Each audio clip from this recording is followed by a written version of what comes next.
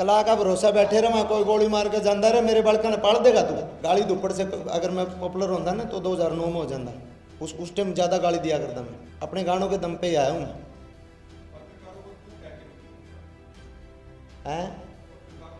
जब परिवार की बात होगी तू कह कि मैं भी क्या जाऊँगा यार। ब्याह शादियों में लड़ाई झगड़े हो जाते हैं, उस टाइम बहन बेटियाँ नहीं होती वहाँ पे, उस टाइम लोग नहीं होते, क्राउड नहीं होता, कितने झगड़े होते हैं। ये तो बस एक मासूम शर्मा मिल गया, उसको उंगली कर दो। सवाल ढंग के करो ना यार। एक बात बताओ, आप खराब करने के लिए आए हो क्या? खराब करने के लिए भेजा है क्या आपको किसी ने? हाँ जी, हो सकता है किसी ने भेजा हो आपने खराब करने का। हाँ, एक आया मेरे को सम्मन, और महिला आयोग का जो सम्मन आया था उसका हमने जो है रिप्लाई दे दिया है। और देहरादून में जो भी हुआ वो, उससे मैं 2 बार माफ़ी भी मांग चुका हूँ। और फिर से अगर देवभूमि के लोगों को अगर ये लगता है कि उनके किसी व्यक्ति को, उनकी भावनाओं को किसी को ठेस पहुँची हो, जितने भी वो लोग जहाँ प्रांगण में थे विद्यालय के, मैं उनसे फिर से माफ़ी मांगता हूँ। लेकिन उस वक्त जो मेंटली स्थिति मेरी थी वो मुझे ही पता है, मैं ही जान सकता हूँ। जिस तरीके से पूरी रात परिवार परेशान रहा किसी बदमाश की थ्रेट से, जिस हिसाब से उसने कॉल किया था यूएस में मेरे बैठे भाई को, जिस हिसाब से उसने कॉल करके बताया था कि भाई 20-25 करोड़ रुपए का इसका बीमा करा लो, बच्चे पढ़ जाएंगे, इसको देहरादून से वापस नहीं जाने दूंगा। तो जिस लेवल पे मैं स्ट्रेस में था, ऊपर से मंच भी एकदम भरा हुआ था। एक आदमी को सुबह इवेंट भी करना है, जो कमिटमेंट हो रखी है वो भी पूरी करनी है, और उसके अलावा वो और उसकी टीम और पूरे उसके परिवार को स्ट्रेस में डाल दिया जाता है किसी धमकी के चलते।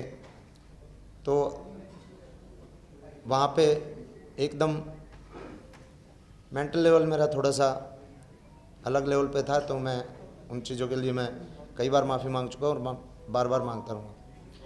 आप कह रहे हैं कि आप कह रहे हैं कि आपको कोई धमकी आई थी जी। प्रोग्राम के पहले, वो किस तरह की धमकी थी, क्या और बताएंगे उसके बारे में? धमकी यही थी, भाई इसको, इसका एक तो बीमा करा लो इसका 20-25 करोड़ रुपया का, और फिर उस तीनों पे ही बोला तू भी टिकट टाकट देख ले भाई अपनी, इतने उसका यूएस से ताना पड़ जा इमरजेंसी में, जो मेरे चाचा का लड़के वो बोली। आप तो वहाँ जाओगे पंचकुला पेशी पे? नहीं, हमने जो जवाब उनका जिस मेल से सम्मन आया था उसी मेल पे हमने उसका जो है रिप्लाई दे दिया है। और उसके बाद अगर कोई उनका दोबारा से कोई उसके ऊपर कोई सवाल जवाब अगर होता है तो फिर देखते हैं। बाकी महिलाओं की मैं इज़्ज़त करता हूं, और हर महिला, हमारे घर में भी बहन बेटी हैं, लेकिन किसी का परिवार जब स्ट्रेस में आ जाओ और जान पे अगर बात आ जाओ तो थोड़ा सा माइंड ख़राब, दिमाग ख़राब हो जाए, वो अलग बात है कि मैंने वो मंच के माध्यम से नहीं कहनी चाहिए थी।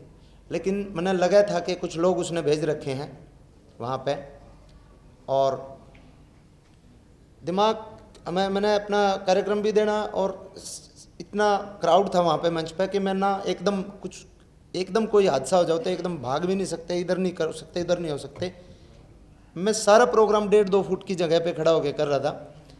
पता नहीं किस टाइम किस जगह से क्या दुर्घटना हो जाए, तो बहुत सारी चीज़ें होती हैं। अब क्रिटिसाइज जो लोग करते हैं ना, उनको सिर्फ ये दिखता है कि भाई इसने ये कर दिया, उसके पीछे की कहानी कोई नहीं जानता।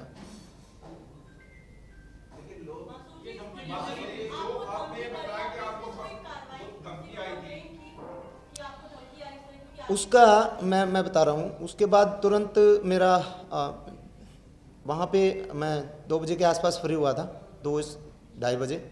तुरंत फिर मेरा शाम को प्रोग्राम था चंडीगढ़, मैं चौपर से आया था, चंडीगढ़ आ गया था। चंडीगढ़ से अगले दिन मेरा बराला साहब के साथ टोहाना में कार्यक्रम था। अगले दिन जो मेरा कार्यक्रम था खैर में प्रोग्राम था। तो लगातार कार्यक्रम चल रहे हैं फिल्म प्रमोशन को लेके भी और उस तरीके से।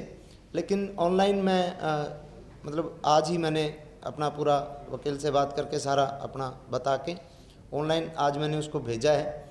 और फिजिकली मैं जाके जहाँ पे मेरी एफआईआर हुई है वहाँ पे, क्योंकि थाना वही लगेगा, मुझे भी जाना है, तो वहाँ जाके मैं अपनी एफआईआर दर्ज कराऊंगा। जो आपको धमकी दी, आपके परिवार को धमकी दी, इसको लेकर तो आपने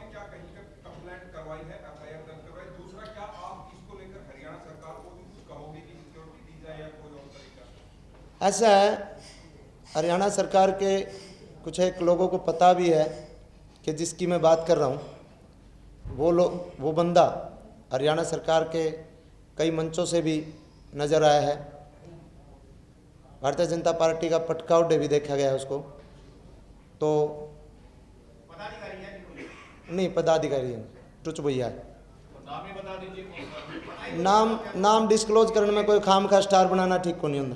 आप इसको लेकर हरियाणा सरकार को या आपने भाजपा को किसी को बोला है कि इस तरीके से मेरे को आपका जो मत साझा कर रहे हो आप इसके साथ, तो मुझे धमका रहा है? मैंने बोला है, 1-2 अधिकारियों को बोला है अभी। हाँ, उस पर संज्ञान ले रखा है, समझ रहे हाँ जी। ये घटना कौन से थाने में दर्ज कराई है आपने, और ये रंगदारी की थ्रेट है या कोई आपकी रंजिश चल रही है? रंगदारी की नहीं, ये है जी एक वो होता है ना, ईगो सेटिस्फैक्शन, कि भाई कल को मासूम छोटा कलाकार था, जिस टाइम हम बुलाया कर दे उस टाइम आ जाया करदा। आज हम जहाँ जहाँ बुलावे हैं वहाँ पे यो क्यों नहीं उपस्थित होता? तो सारा एक ईगो का मामला है। हाँ, मेरा जानकार है वो। मैंने उत्तराखंड पुलिस को कंप्लेंट करी है और उसका सारा जल्दी उम्मीद है मैंने कि उसकी भी उस पर कार्रवाई हो जाएगी। और वो सीसीटीवी फुटेज में भी आया हुआ है, हाथ में वो आया है, 4 लोग आए थे, 2 गाड़ी में थे, 2 उतरे थे, सब आया है और सब धीरे धीरे अपने आप क्लियर हो जाएगा। मासूम जी, आप लगातार जो यूथ आपको देखता है, आपको पसंद करता है, लेकिन आपको लगता नहीं कि आप इस तरीके की जो आपके जो ताजा घटना है उससे पहले की तमाम घटनाएं, आपको लगता नहीं कि आप पब्लिसिटी के लिए इस तरीके के स्टंट करते हैं? क्योंकि लगातार बार-बार एक बार कई बार आप इस तरीके का कर चुके हैं। इसी में कई बार एफआईआर आप गुड़गांव में लिए, आप देहरादून में किसी फैन का फोन तोड़ दिया, फोनर पकड़ लिया, आपने माफी मांगी, मतलब कहाँ तक बात ये कलाकार की इस तरह घटना है? नहीं, मैंने तो ज़िंदगी में माफ़ी पहली बार मांगी है। उससे पहले मैंने, आप कोई वीडियो दिखा दो मैंने माफ़ी मांगी हो। नहीं, वो मेरा आपसी पारिवारिक मामला था, हमारा बैठ के सुलझ गया था। नहीं, मेरी कोई वीडियो दिखा दो आप। मैंने अपने शब्द वापस लिए थे भाई 70 सरपंच से। भाई जिन 70 सरपंच को मुझसे दिक्कत है, भाई जो अलग प्रतिनिधि ने अपने ऊपर ली है, उनसे मैंने कहा था मैंने अपने शब्द वापस लिए। मैं ज़िंदगी में पहली बार माफ़ी मांगी है। तो आप ये नेगेटिव पब्लिसिटी पाने के लिए करते हैं? क्यों नेगेटिव क्या है इसमें? आपके साथ अगर होगा तो आप क्या करोगे? भाई साहब, हो जाता है, मेरी बात सुनो, ब्याह शादियों में लड़ाई झगड़े हो जाते हैं, उस टाइम बहन बेटियां नहीं होती वहाँ पे, उस टाइम लोग नहीं होते, क्राउड नहीं होता, कितने झगड़े होते हैं। ये तो बस एक मासूम शर्मा मिल गया, उसको उंगली कर दो। नहीं, आप इतने बड़े कलाकार हैं मासूम जी, आपको अपनी कला में, भाई कलाकार कोई छोटा बड़ा को नहीं होता। देखिए, हाँ, आपको अपनी कला में भरोसा होना चाहिए कि कला जो है वो आपको पॉपुलैरिटी गेन कराएगी। कला का भरोसा बैठे रहा, कोई गोली मार के जानदा रहे, मेरे बड़का ने पाड़ देगा तू? कैसी बात करता है यार? मेरी सवाल सुन लीजिए। हाँ, सुनाइए। आप हाइपर हो जाना, हाँ। तो आपके साथ विवाद लगातार जुड़ते आ रहे हैं। हाँ। आपको लगता नहीं है कि इस स्टंटबाजी से बेहतर है कि कला के जरिए पॉपुलर हुआ जाए? कलाई के जरिए होया हूँ मैं, और बीन बजा के को नहीं हो रहा है, और बीन बजानी भी कला हुआ है, ठीक है। गाली दुपड़ से अगर मैं पॉपुलर होता ना तो 2009 में हो जाता। उस टाइम ज़्यादा गाली दिया करता मैं, अपने गानों के दम पे ही आया हूँ मैं। पत्रकारों को तू कह के मत बोलता हैं? पत्रकारों को बोलना ना। जब परिवार की बात आओगी तू कह के मैं भी क्या जाऊँगा यार?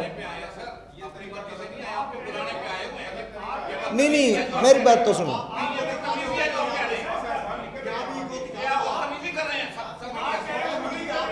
मेरी बात सुनो। अरे यार, परिवार,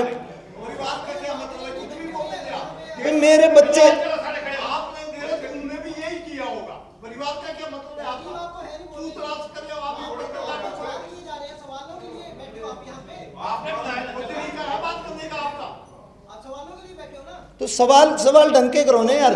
एक बात बताओ, आपको आप खराब करने के लिए आए हो क्या?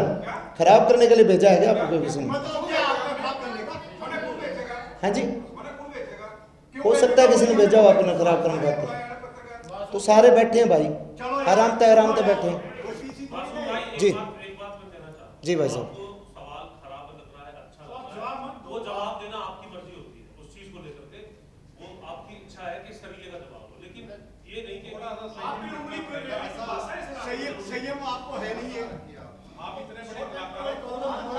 मेरी बात सुनो भाई, मेरा क्या, मैं बताता हूँ, मेरी बात सुनो।